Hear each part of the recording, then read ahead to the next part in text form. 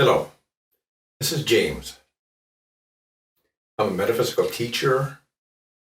I've been doing this most of my life, 40 years, since my mid-20s, having paranormal experiences. And one of the teachings I have is about beliefs. That's what we're going to talk about today. Actually, I have a handout that you can go online and pick it up off of my website. So we talk about beliefs. Most people, when they hear that word, they think, man, this guy's going to be talking about religion. I don't want to hear that. We're not going to talk about religion or how someone believes in something, their faith. We're not talking about that.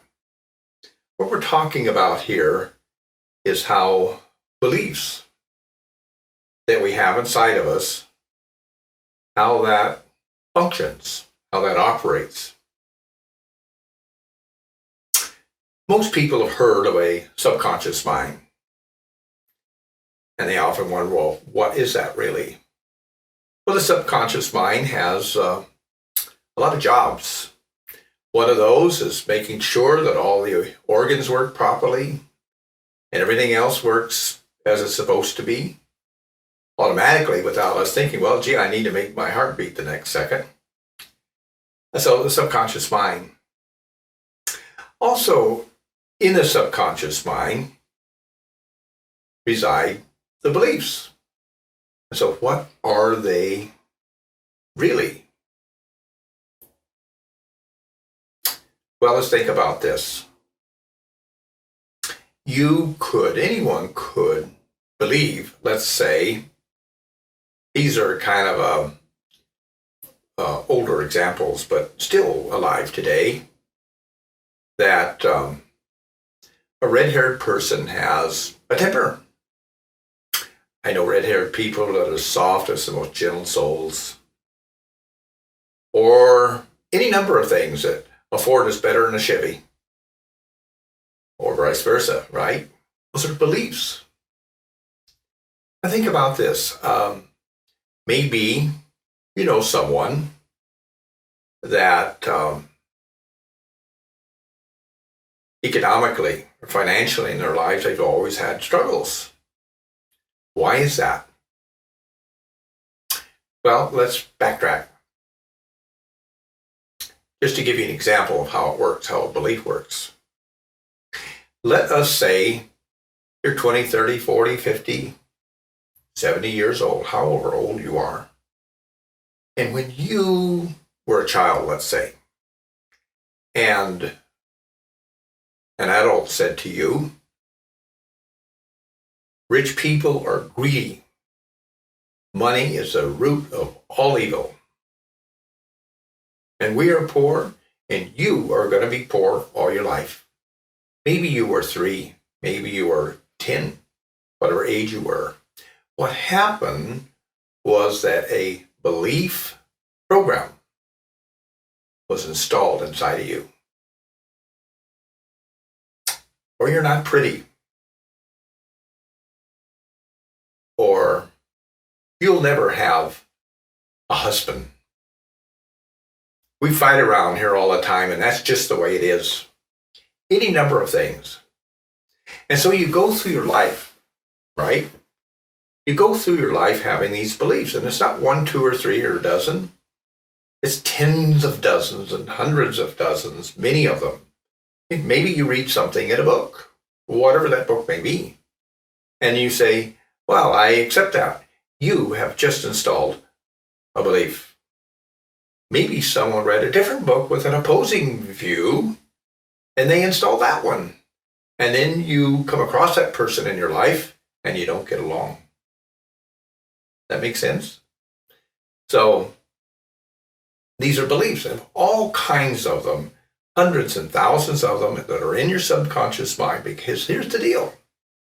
The subconscious mind totally, let's say 99%, or pretty much close to 100%, operates the conscious self.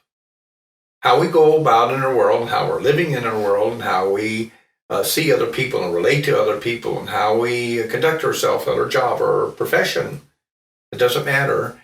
It's all controlled by beliefs.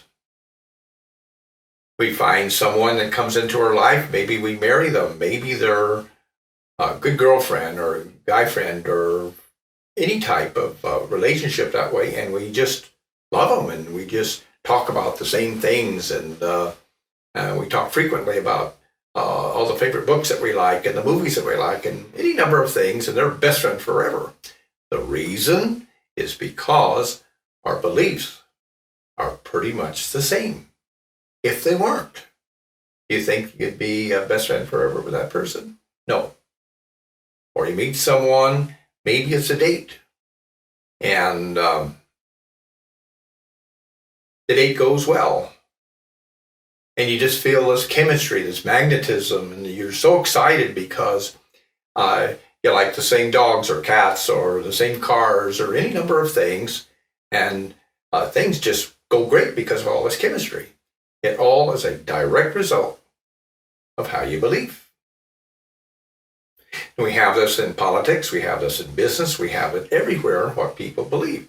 Maybe someone, as an example, believes that Democrats is the way to go politically. Republicans don't think that. Oh, those Democrats, oh boy. And so you want to be a Republican. It really doesn't matter, whatever it may be, whether business, political, personal, beliefs operate everything. You're going through life and you pick up a belief, which to someone that, they may think that that is the absolute truth and absolutely the way something goes just right. And so you accept it because there's a consent. Think about this. There's a consent that takes place about a particular belief. They don't call it that. You don't think of it that way. Unless you're someone like me, you think of it that way. So there's a consent that takes place. In other words, if this was a new program you're downloading in your computer, do you accept the terms? Well, when you accept the terms or you consent to whatever it may be, this is the best tent trailer that's ever made, or whatever, it doesn't matter what it is. Once you accept it, you have installed a belief. And in computer language, you could say, well, it's a belief bot that's operating inside. And so what to do. We're going to talk about what to do in just a few minutes. So, belief. You go through your whole life. One of the examples about rich people are greedy and money's the root of all evil and so forth. And you go through life struggling. You don't have a great job. You live in a marginal home, and your income is marginal, and all those kinds of things, right? And we hear statements at times. I've heard them from clients that say to me, "Well, I'm at the whim of everything." The truth is, you're not.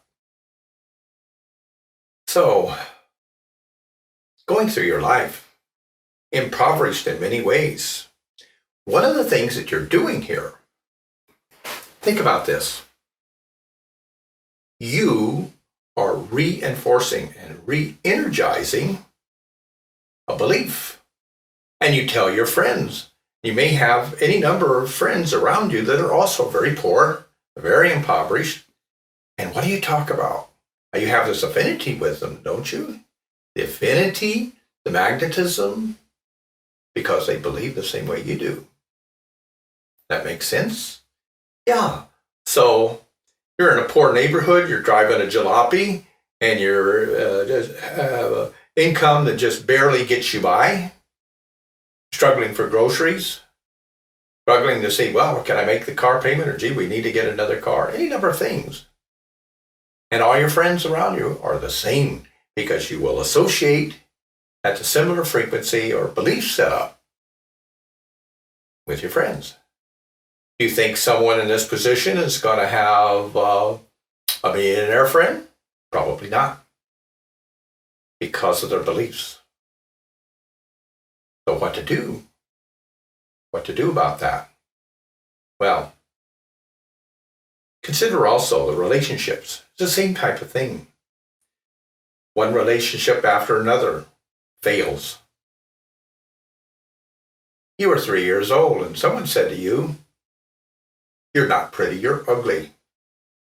You're not going to have a great husband. You're not going to get a pretty wife."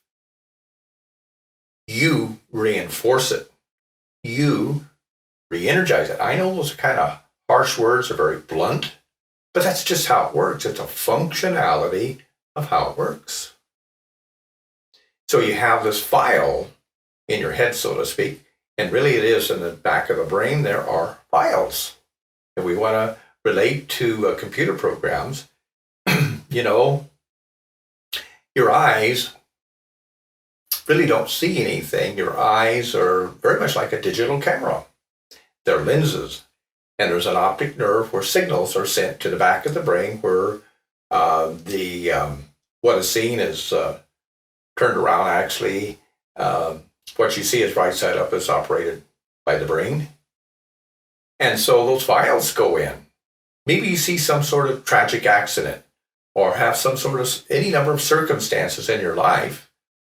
That experience, let's say, that episode in your life, what you're sensing through your eyes and through your emotions, that goes in and is stored in a file which becomes part of the programming that's your beliefs.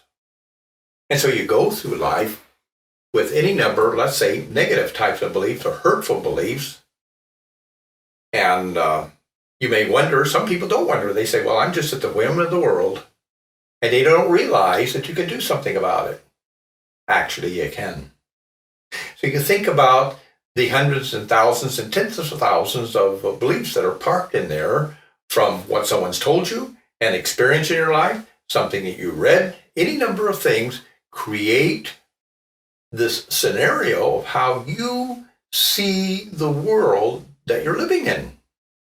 Everything from an interaction in the grocery store or someone at the job, any number of things in your relationship and how you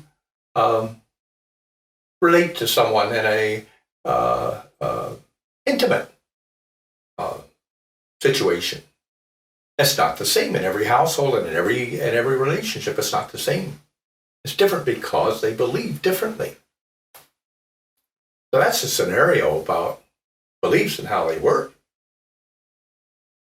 and what to do. We can do something about it. On my website, there's a page called Outrageous Mastery. And that's a page that gives 3 opportunities for 3 different programs from one of the finest teachers in this world. Her name is Sasha Zarian. So go into Outrageous Mastery on my website. She talks a lot about beliefs. This woman was exceedingly poor at one time and had lost everything, and she had all these children, and she turned her life around.